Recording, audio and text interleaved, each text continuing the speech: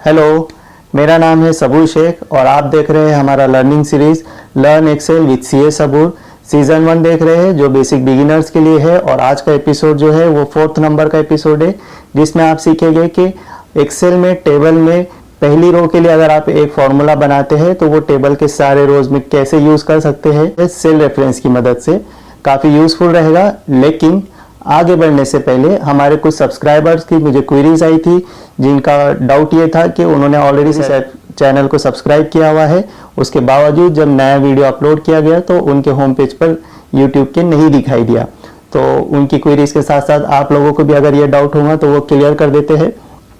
Basically YouTube पे आप जब सब्सक्राइब का बटन दबाते हैं तो वो बाय डिफॉल्ट सब्सक्राइब में पर्सनलाइज्ड होता है। सब्सक्रिप्शन के 3 अलग अलग ऑप्शन होते हैं, नन, पर्सनलाइज्ड और ऑल। तो जब आप सब्सक्राइब का बटन दबाते हैं तो वो पर्सनलाइज में जाता है। तो आपको ये करना है कि आपको पहले सब्सक्राइब का बटन दबाना है। सब्सक्राइब ऑलरेडी कर देने के बाद आपको राइट साइड में बेल का आइकॉन दिखाई देगा, उस पर क्लिक करेंगे तो आपको तीनों ऑप्शन दिखाई देंगे। तीनों ऑप्शन में आपको पहला जो ऑप्शन है, जो ऑल का ऑप्शन है, उसको सिलेक्ट करना है। इसके बाद हम जब भी कोई नया वीडियो अपलोड करेंगे तो आपके यूट्यूब के होम पेज पे हमारा वीडियो बाय डिफॉल्ट आपको दिखाई देगा।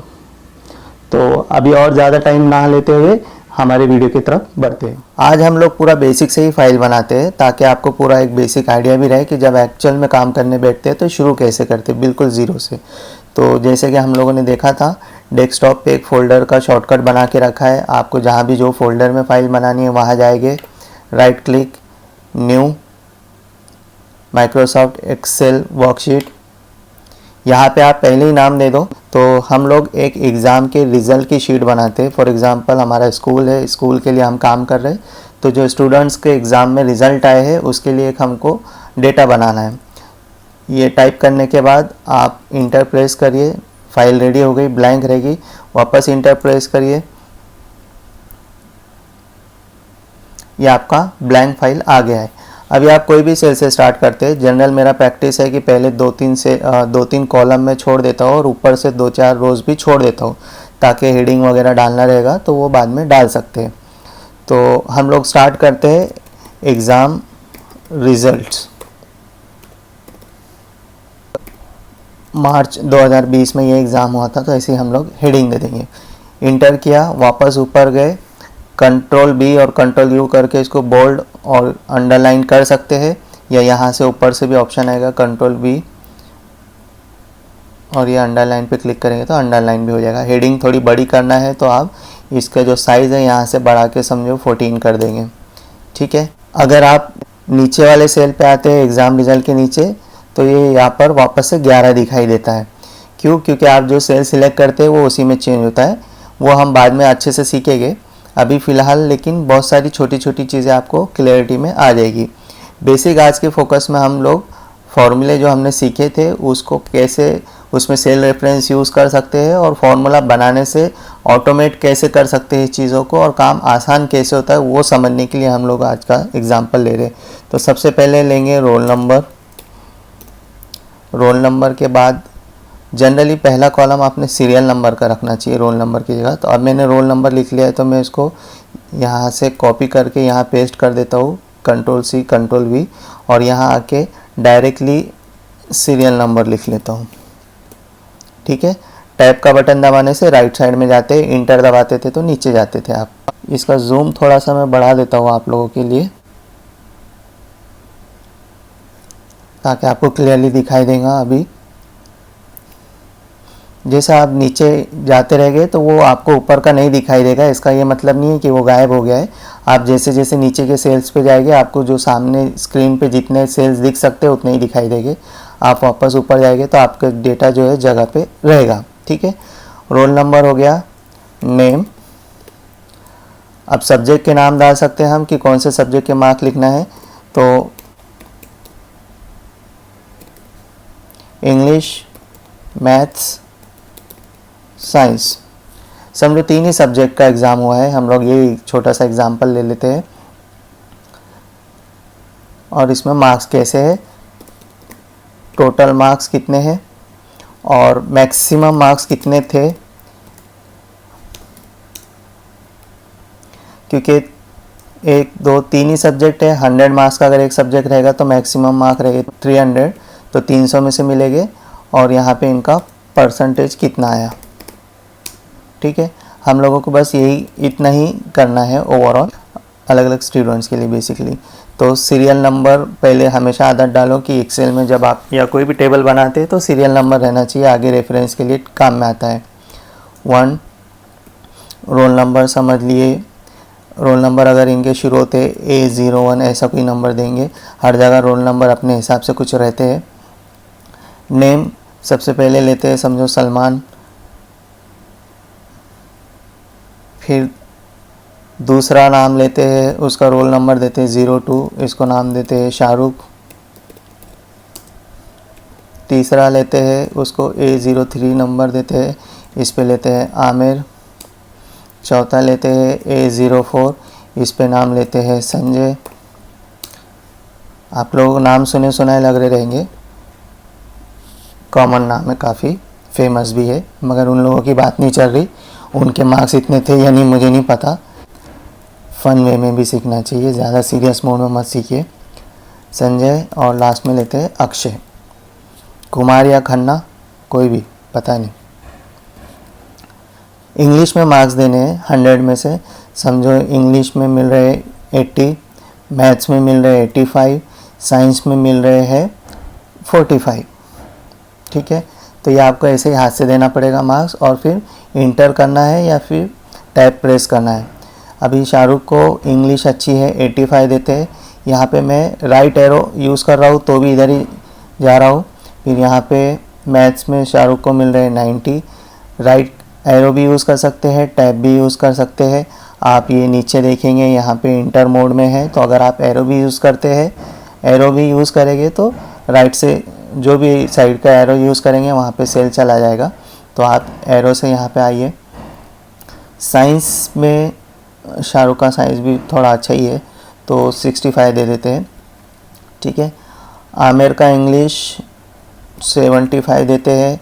आमिर का मैथ्स काफ़ी डिटेल ओरिएंटेड होगा तो अच्छा ही होगा 85। और साइंस में आमिर को देते हैं समझो हम लोग 68, ठीक है। संजय का इंग्लिश अच्छा ही होगा, पता नहीं, सुना नहीं कभी मैंने, 78। मैथ्स में संजय दत्त का कोई ख़ास इंटरेस्ट नहीं होगा मुझे ऐसा लगता है, तो मैथ्स में देते हैं 75। साइंस में तो बिल्कुल ही इंटरेस्ट नहीं होगा, बड़ी मुश्किल से सलमान की रेंज में होगा, 45 दे देते, चलो ठीक है। अक्षय का इंग्लिश अच्छा नहीं है, अक्षय नहीं बोला हुआ है, तो 55 देते हैं। मैथ्स बड़ा अच्छा रहेगा तो 92 देते हैं। साइंस का पता नहीं कैसा होगा, एवरेज ही होगा, तो साइंस में ये सब इन लोग का साइंस अच्छा रहने की कोई ख़ास उम्मीद नहीं है मुझे, तो साइंस में देते हैं समझो 50। अभी बेसिकली आपको फार्मूला बनाना है। फार्मूला क्या है, टोटल लाना है। तो टोटल हम लोगों ने सीखा था कि सेल में नंबर कैसे देते हैं, इज इक्वल्स टू 80 + 85 + 45। अगर मैं ये करके इंटर लेता हूँ तो यहाँ 210 का टोटल मेरे को दिखाई देता है। लेकिन मैं हर सेल में जाऊँगा, फिर से इज इक्वल्स टू प्रेस करूँगा, फिर इनका 85 + 90 + 65 लिखूँगा, तो ये काम रिपीटेटिव मोड में जा रहा है, एक ही जैसा काम बार बार करना पड़ रहा है, जिसमें ज़्यादा दिमाग नहीं है। दिमाग नहीं है इन द सेंस मुझे कोई लॉजिक नहीं लगाना है। यहाँ 85 है तो मुझे 85 लिखना है, 90 है तो 90 लिखना है, 65 है तो 65 लिखना है। तो जब ऑलरेडी लिखा हुआ है तो वापस यहाँ लिखने की ज़रूरत नहीं होनी चाहिए। एक्सेल में आप एक बात ध्यान में रखिए, एक ही जैसा काम बगैर कोई नया दिमाग लगा के या नया कोई लॉजिक लगा के आपको रिपीट करना पड़ रहा है बार बार, और आप वही चीज़ रिपीट कर रहे हैं, तो इसका कोई ना कोई शॉर्टकट तरीका होगा। आप हार्ड वर्क की तरफ बढ़ रहे हैं, आपको स्मार्ट वर्क की तरफ बढ़ना है, तभी एक्सेल आपके लिए आपका बहुत सारा टाइम बचा सकता है। इस तरीके से करने बैठेंगे तो ये तो बहुत टाइम लगेगा, फिर तो क्या है, कागज़ पेन पे आप कैलकुलेटर पे करते जाइए और वहाँ लिखते जाइए, तो ये मैनुअल हो गया है। एक्सेल में आने के बाद ये मैनुअल चीज़ें कम होनी चाहिए, ऑटोमेशन बढ़ना चाहिए, क्योंकि मैनुअल टाइप करते रहे इंसान गलती भी करने के इसको बढ़ जाते हैं, ठीक है। और यहाँ पे परसेंटेज देखना है, तो परसेंटेज भी यहाँ पे कैसा लिखेंगे, 210 / 300, तो ये आया पॉइंट में। पॉइंट में आने के बाद आप यहाँ पे ऊपर आकर यहाँ देखिए, इसका फॉर्मेटिंग में नंबर वाले टैब में होम में, यहाँ पे होम में, यहाँ पे नंबर में, उसमें आप जाएंगे तो यहाँ पे परसेंटेज का ऑप्शन आता है, या फिर आप जनरल में से जाकर भी सिलेक्ट कर सकते कि आपका यहाँ पे परसेंटेज आना, तो ये इसको परसेंटेज में शिफ्ट कर देता है। ठीक है, तो ये 70% आया है।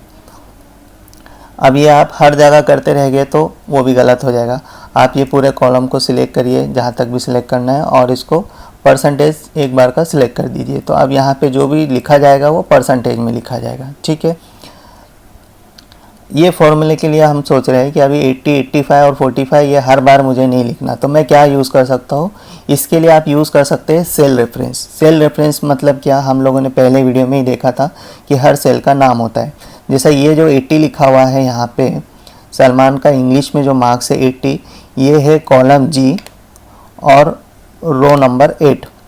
तो G8 पहले कॉलम नंबर फिर रो नंबर, ये आपको दिखाई देगा। आप यहाँ पे अगर सिलेक्ट करते हैं तो आपको यहाँ पे इसका नाम दिखाई देगा G8। ठीक है, नेम बॉक्स। तो मैं यहाँ पे काम कर सकता हूँ कि मैं 80 लिखने की बजाय G8 लिख सकता हूँ। G8 लिखने से क्या होता है कि G8 में जो वैल्यू है वहाँ पे वो ले लेगा। तो अभी हम देखते हैं, एडिट करने का भी सीख चुके हैं हम लोग। सेल में है, जो सेल में हमको चाहिए वहाँ पे आके F2 प्रेस किया, और 80 जहाँ लिखा हुआ है वहाँ पर मैं लिख रहा हूँ अभी G8। ठीक है, G8 लिख के अगर मैं आप देख सकते हैं कि पहले जब G लिखा था तो बहुत सारी लिस्ट आई थी। ये एक्सेल के बहुत सारे फॉर्मूलाज या फंक्शंस दिखाई देंगे आपको, जो वो बताता है कि इसमें से सिलेक्ट करो। अभी हम लोग सिर्फ सेल रेफरेंस दे रहे हैं, तो आपको उसमें कहीं पे अभी नहीं देखना है, वो हम लोग बाद में सीखेंगे, एडवांस लेवल पे जाते रहेंगे तब। तो G8 अगर आप टाइप करते हैं तो वो सेल रेफरेंस लेता है। यहाँ पे ये कलर ब्लू में आ रहा है, और यहाँ पे ये ब्लू बॉक्स को भी सिलेक्ट करके हाईलाइट बता रहा है कि ये कौन सा कलर है। ठीक है, अभी आप इंटर मार के देखिए तो भी आपका 210 ही आ रहा है, मतलब उसने वहाँ G8 लिखा तो यहाँ G8 ही है ये वाला पार्ट, लेकिन उसकी जगह उसने कैलकुलेट करते टाइम पे 80 बराबर से ले लिया है। वैसे ही अब हम लोग F2 प्रेस करके मैथ के मार्क के लिए क्या है, G की जगह कॉलम आ जाएगा, अभी यहाँ पे H वाला कॉलम आएगा, तो H8 इसको सिलेक्ट करिए। सिलेक्ट करके सिंपल H8 प्रेस करिए। ये स्मॉल लेटर में लिखिए या कैपिटल लेटर में लिखिए, कुछ फ़र्क नहीं पड़ता, एक ही बात है। नंबर, सेल नंबर का रेफरेंस वही रहता है। ठीक है, फिर आप साथ में इधर आके साइंस के मार्क्स के लिए ले गए I8। ठीक है, अब आप इंटर कर दीजिए, आपका 210 ही आएगा। ठीक है, अब ये 210 आने के बाद समझो अगर आपको पता चला कि इंग्लिश में मार्क्स जो देने थे वो 80 दे दिए हैं, तो 80 नहीं देने हैं, समझिए 75 देने हैं। तो अगर आप 75 कर देंगे तो ये टोटल भी 5 से कम हो जानी चाहिए। और परसेंटेज जो है, अभी परसेंटेज पे बाद में जाते, 75 अगर हम इसको करते हैं तो कैसे करेंगे, डायरेक्ट वहाँ जाना है और 75 टाइप कर देना है। तो अगर आप डायरेक्ट 75 टाइप कर देंगे तो जो पिछला 80 लिखा हुआ था वो ऑटोमेटिक वहाँ से चला जाएगा। तो 75 आपने टाइप किया, इंटर किया, तो यहाँ पे आप डायरेक्ट 75 आ गया। इसके पहले क्या था आपको नहीं दिखेगा, और यहाँ पे जहाँ 210 दिखाई दे रहा था टोटल के कॉलम में, अब वो हो जाएगा 205। तो सेल रेफरेंस देने का ये भी एक फ़ायदा है कि अगर आपको बाद में कुछ चेंजेस करने हैं तो यहाँ पे आपको हाथ से, अगर आपने जैसे यहाँ पे नीचे हम लोगों ने 85 प्लस 90 प्लस 65 किया है, अगर शाहरुख के मार्क्स हम लोगों को लगा कि नहीं 85 नहीं है, इंग्लिश में सिर्फ 80 है, तो अगर हम इसको 5 से कम करते हैं तो टोटल 240 से कम होगी क्या, देखते हैं। 80 कर देते हैं, 85 की जगह इंटर किया तो नहीं कम हो रही। क्यों नहीं कम हो रही, क्योंकि यहाँ जो फार्मूला लिखा है उसमें सीधा 85 लिखा हुआ है, इसमें सेल रेफरेंस कहीं पे दिया हुआ नहीं है। तो यहाँ सेल रेफरेंस देने का एक, ये जो सेल रेफरेंस दिया है इसका ये फ़ायदा है कि यहाँ 205 है, अभी मैं यहाँ 75 को जाके वापस से अगर 80 करता हूँ तो 210 हो जाएगा। इसी तरह मैं मैथ्स को भी चेंज कर सकता हूँ। मैथ में 85 की जगह अगर मैंने 90 किया तो ये 215 हो जाना चाहिए, ये 90 किया तो टोटल 215 दिखाई दे रही है। साइंस को 45 की जगह अगर 55 कर दिया तो ये 10 यानी 225 हो जाना चाहिए, 10 से बढ़ के टोटल, तो ये 225 होगी। तो सेल रेफरेंस का ये फ़ायदा हो गया आपका। अब सेल रेफरेंस देने के बाद आपको परसेंटेज के लिए भी आप यही कर सकते। परसेंटेज के लिए कैसे कर सकते हैं आप, यहाँ पे 210 की जगह आपको क्या करना है, F2 से दीजिए, या फिर से मैं नया फॉर्मूला बनाता हूँ, इसको डिलीट कर देता हूँ, इज इक्वल्स टू F2 क्या है, टोटल क्या है हमारा 225 लेना है, तो 225 का सेल क्या है J8, तो J8 divided by K8, K8, ठीक है, इसको इंटर कर देंगे तो ये 75% आ गया। इसका मतलब है अगर मैं मार्क्स चेंज करता हूँ तो परसेंटेज ऑटोमेटिक चेंज होते हैं क्या, जैसे अभी मैंने समझो और 55 को साइंस में 55 को बढ़ा के 60 कर दिया, तो मेरा टोटल हो जाएगा 230 और परसेंटेज ऑटोमेटिक चेंज होना चाहिए, ठीक है। 60 परसेंटेज अभी 75 है, देखते हैं, तो परसेंटेज 77 हो गया है और टोटल मार्क्स 230 हो गए हैं। तो सेल रेफरेंस यूज़ करने के बाद अगर आपको मेन डेटा में कुछ चेंज करना रहा तो कैलकुलेशन ऑटोमेटिक चेंज होते हैं। ये सबसे ज़्यादा इम्पॉर्टेंट यूज़फुल चीज़ है सेल रेफरेंस यूज़ करने की, जिससे काम ऑटोमेट होता है। अगर आप पेपर पेंसिल लेकर बैठे हैं, कैलकुलेटर पे कैलकुलेट करके वहाँ पे चेंज कर रहे हैं, बाद में पता चला रही है इसके मार्क्स चेंज हो गए थे, तो आपको फिर से पूरे कैलकुलेशन टोटल भी चेंज करना पड़ेगा, परसेंटेज कैलकुलेट करना पड़ेगा और फिर से वो वहाँ पे लिखना पड़ेगा। तो एक्सेल में होने से आपका ये फ़ायदा है कि आप यहाँ पे आके मार्क्स चेंज कर देंगे तो वो ऑटोमेटिक चेंज हो जाएगा। तो अभी हम लोगों ने एक एक फार्मूला तो बना लिया है, अब मुझे ये फार्मूला नीचे भी बनाना है। तो अगर मैं यहाँ पे आके वापस से ये पूरा फार्मूला टाइप करने बैठूँगा वापस से कि यहाँ पे G ऊपर 8 था तो ये G9 आएगा, क्योंकि नीचे की रो हो गई है, रो चेंज हो गई, प्लस H9 हो जाएगा, प्लस I9 हो जाएगा। तो ये 235 का टोटल आ गया है और इसके लिए टोटल मार्क्स हाथ से टाइप किया हुआ है 300 है, और इसका परसेंटेज के लिए यहाँ पे मैं टाइप कर सकता हूँ J9 डिवाइडेड बाय K9, ठीक है, इंटर 78% आ गया। तो ये हम लोग ऐसा हाथ से लिखते रहेंगे। तो मैंने आपको अभी थोड़ी देर पहले ही बताया कि अगर सेम चीज़ बगैर दिमाग लगा के आपको बार बार रिपीट करना पड़ रहा है और आप उसको रिपीट कर रहे हैं, नया दिमाग नहीं लगा रहे, तो आप वो चीज़ को आसानी से कर सकते हैं। आप गलत मेथड यूज़ कर रहे हैं, लॉन्ग रूट फॉलो कर रहे हैं, जो कि हार्ड वर्किंग की कैटेगरी में जाएगा, स्मार्ट वर्किंग की कैटेगरी में नहीं जाएगा। तो अब ये नीचे कैसे फॉर्मूला आ सकता है, तो ये फॉर्मूला आप सिंपल पहली लाइन में हो या जो भी लाइन में हो, इसको कॉपी करो, कंट्रोल सी, यहाँ से फॉर्मूला कॉपी करना है आपको, कंट्रोल सी करके जहाँ आपको पेस्ट करना है उतने सारे और सेल सिलेक्ट करिए। अब जनरली अभी आपको कॉलम का ही सिखा रहा हूँ, से फार्मूलाज को पेस्ट करके कैसे आगे बढ़ते हैं उसके ऊपर एक अलग से और एक अलग वीडियो बनाना पड़ेगा, बट बेसिक लेवल पे आपको ये अंडरस्टैंडिंग आ जाएगा कि पहला वाला जो कॉलम का पहला जो रो रहता है वहाँ का फार्मूला कॉपी करिए, जनरली फार्मूला वहीं बनाना चाहिए। नीचे आइए, एरो के बटन से शिफ्ट का बटन दबाइए और एरो का बटन डाउन का दबाते जाइए, तो ये आपको दिखेगा, सिलेक्शन होता हुआ दिखाई देगा। अभी ये पहला वाला जो सेल में ऐसा पूरा घूमता हुआ मूविंग करता हुआ दिखाई दे रहा है, तो इसका मतलब ये है कि यहाँ से आपने कॉपी किया हुआ है अभी फ़िलहाल, और अभी तक वो पेस्ट नहीं हुआ है। मतलब आप कंट्रोल वी करते जाएंगे तो ये पेस्ट होता जाएगा, ठीक है, और आपने इंटर भी मारा तो वो पेस्ट हो जाएगा और ये सिलेक्शन ख़त्म हो जाएगा। दोनों ऑप्शन होते हैं, लेकिन ये पहला जो सेल है ये वाइट दिख रहा है और नीचे के जो है वो ग्रे दिख रहे हैं। तो जो पहला सेल है ये ग्रे शेड में जो सेल सिलेक्टेड होता है उसका कलर वाइट ही होता है और बाकी पूरा जो सिलेक्शन होता है वो ग्रे कलर में होता है। सिलेक्शन अगर मैं नीचे के सेल को करूँगा तो ये नीचे वाला वाइट हो सकता है और ये ग्रे रहेगा, वो अभी नहीं समझेगा आप लोगों को।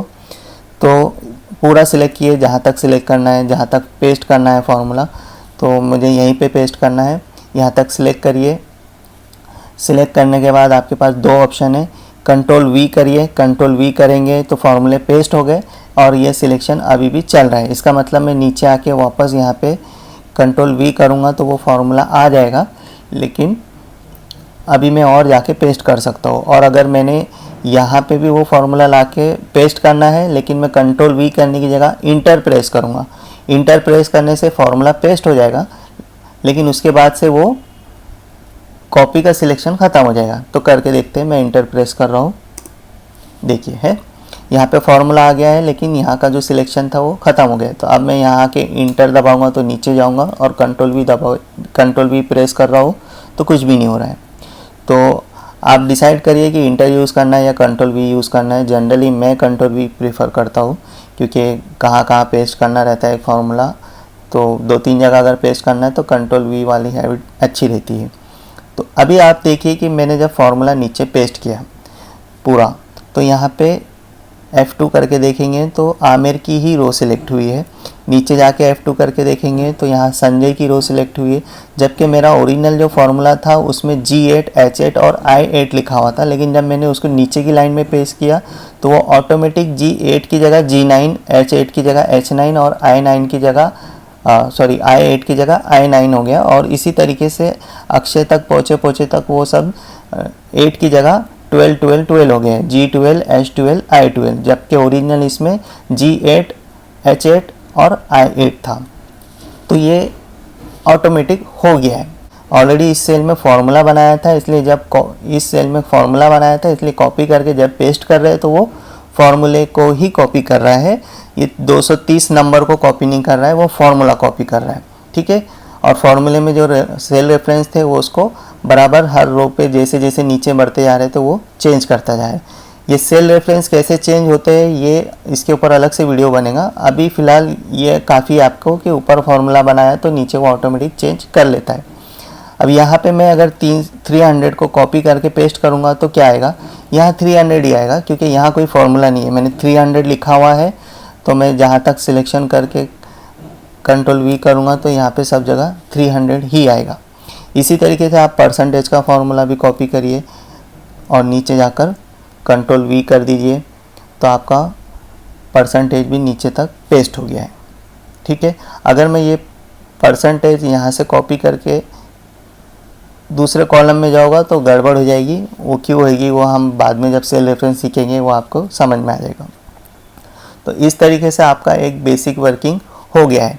आपका एग्ज़ाम के रिज़ल्ट का स्कोर कार्ड बन गया है। इसमें फिर आप थोड़ा सा फॉर्मेटिंग कर दो, इसको कम कर सकते हैं, रोल नंबर छोटे है तो इसको भी कम कर सकते हैं। यहाँ पे आपको नाम अभी सिर्फ फर्स्ट नेम लिखा है, अगर first name, middle name, last name लिखेंगे तो नाम बड़े हो सकते हैं, तो इसको बड़ी जगह लगेगी। इनको छोटी जगह लग रही तो इसको कम कर सकते हैं, इसको कम कर सकते हैं, इसको भी कम कर सकते हैं, इसको कम ज़्यादा कर सकते हैं। ठीक है, और इन सब को आप सिलेक्ट करिए यहाँ से यहाँ तक, और इनको आप बॉर्डर भी दे सकते हैं। बॉर्डर कैसे देना है, क्या देना है, उसके ऊपर अलग से पूरा लेक्चर होना चाहिए, लेकिन आप बेसिक वर्किंग करेंगे तो एक शॉर्ट में देखिए यहाँ पे होम के अंदर फॉन्ट आता है, फॉन्ट में ये बॉर्डर वाला बटन आता है। यहाँ पे आप जाइए और इसमें अलग अलग बॉर्डर के ऑप्शन है। अगर ऑल बॉर्डर्स करते हैं तो ये पूरा बॉर्डर हो जाता है। ठीक है, इसी तरीके से आप हेडिंग को यहाँ से यहाँ तक पूरा सिलेक्ट करिए और उसके बाद आप इसको बोल्ड कर सकते हैं, हेडिंग्स को यहाँ से सेंटर कर सकते हैं, और इनको बैकग्राउंड में जनरली ग्रे कलर देना चाहिए या फिर ये ब्लू कलर दे सकते हैं ऑफिशियल लुक आने के लिए। आप दोनों में से कोई भी यूज़ कर सकते हैं। ठीक है, इस तरीके से ये आपका एक टेबल रेडी हो गया है बेसिक लेवल पे। Thank you.